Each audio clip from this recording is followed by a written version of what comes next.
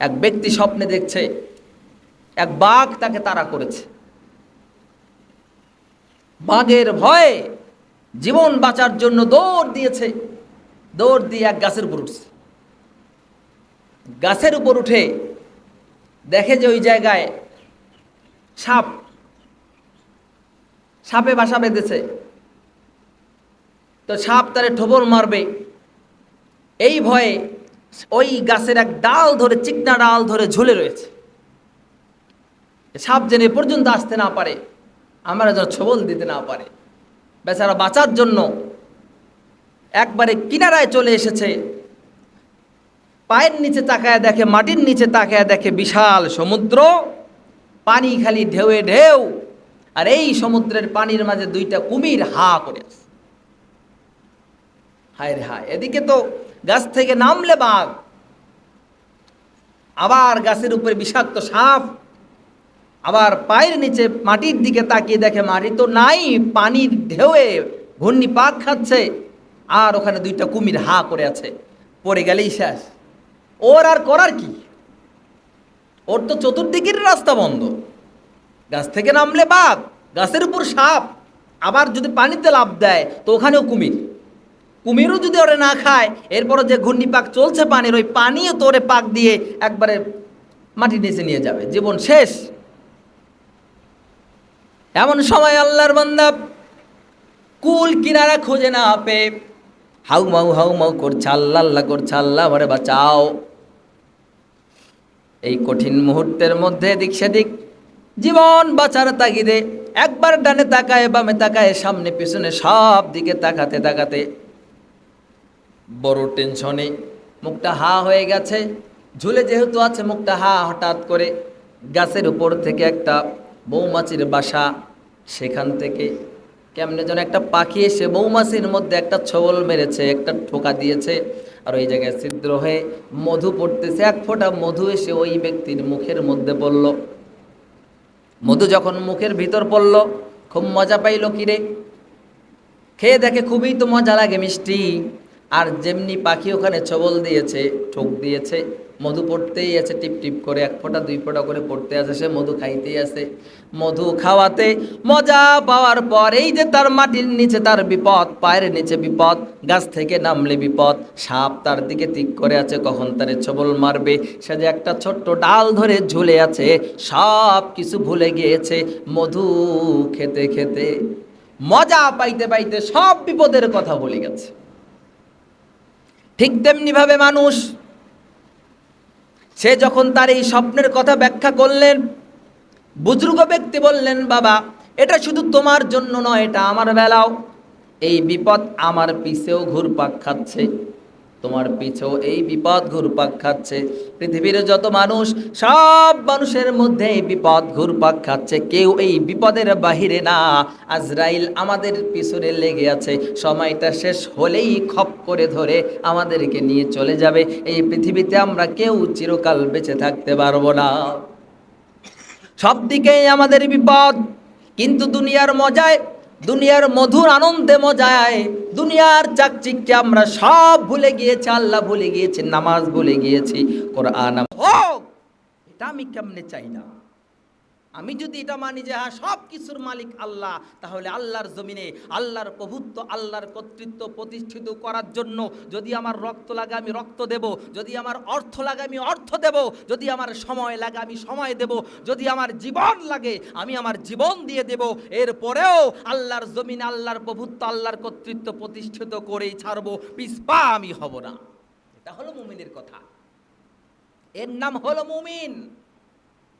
ইয়া আইয়ুহাল্লাযীনা আমানু আমিনু বিল্লাহি ওয়া রাসূল, যারা বলে আমি মুমিন কিন্তু কাজে কর্মে মুমিনের বাহিরে যত কাজ সব সে করে, ধোঁকাবাজি, চাঁদাবাজি, লুটতরাজ, ব্যাংক ডাকাতি,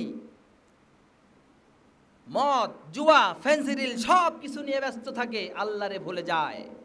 এই জাতীয় নামের মুমিনদেরকে আল্লাহ ডাকতে বলে আর কত?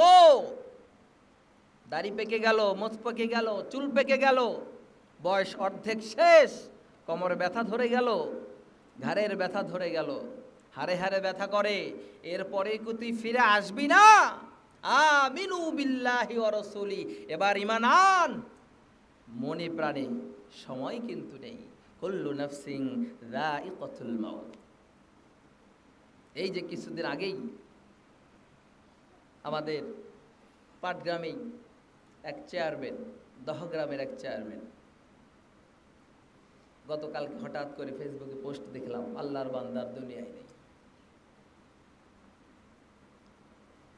এই যে আমাদের মসজিদেরই জমিদাতা, যিনি এই যে জমি দান করেছেন, একেবারে কি সেই গুলগুলো বুড়ো হয়ে গেছে, হাঁটতে পারে, চলতে পারে, এরকম বুড়ো মানুষ এখন আছে, তার থেকেও বেশি বয়স্ক কাতারে দাঁড়িয়ে যাবে, অর্থাৎ জাহান্নামের কাতারে দাঁড়াবে।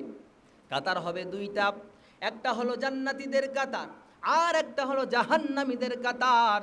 যারা জান্নাতীদের কাতারে যাবে তারা তো সফল কাম, কদ আফলাহাল মুমিনুন, সেটা হলো মুমিনদের কাতার, মুমিনরা সফল কাম হয়ে যাবে, আল্লাহ পাক সূরা মুমিনের ভিতরে বলে দিয়েছে। আর একটা কাতার হলো জাহান্নামীদের কাতার, এই কাতারটা হলো বিফল, যারা ফেল করবে, যারা জাহান্নামে যাবে, যারা ক্ষতিগ্রস্ত হবে, এই ক্ষতিগ্রস্তদের কাতারে তারা দাঁড়াবে, যারা মুখে বলে লা ইলাহা ইল্লাল্লাহ আর কাজে কর্মে সব কিছুর মালিক বানাইছে আর একজনকে, আল্লাহর সঙ্গে তারা শিরিক করেছে। আল্লাহ পাক সব পাপ ক্ষমা করবে, কিন্তু কেউ যদি আল্লাহর সঙ্গে শিরিক করে, এই শিরিক আল্লাহ পাক কখনোই ক্ষমা করবে না। সুতরাং এই শিরিক করা যাবে না।